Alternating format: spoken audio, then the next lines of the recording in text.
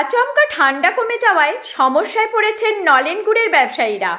প্রতি বছরই ঠান্ডা পড়লে ভিন জেলা থেকে অমরারগড়, মানকড় এবং সংলগ্ন অঞ্চলে আসেন নলেন গুড় ব্যবসায়ীরা। যেমন নদিয়া থেকে প্রতিবার শীতের সময় আসেন রাজেশ শেখ, হানাই শেখ, মিন্টু শেখরা।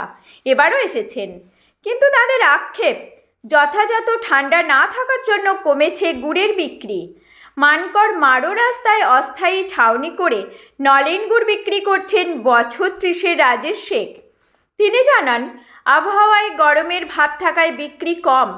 সমস্যা পোহাতে হচ্ছে গুড় তৈরি করতে গিয়েও।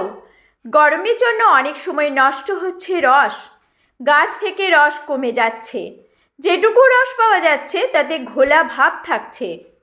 গুড় ব্যবসায়ীরা বলেন, আবহাওয়া গরম ভাব থাকলে গুড় বিক্রি অনেকটাই কমে যায়। তখন গাছের জন্য যে ভাড়া দেওয়া হয়েছে সেই টাকা উঠবে না। মানকড় থেকে নিজস্ব প্রতিনিধি রিপোর্ট, সুখবর টিভি।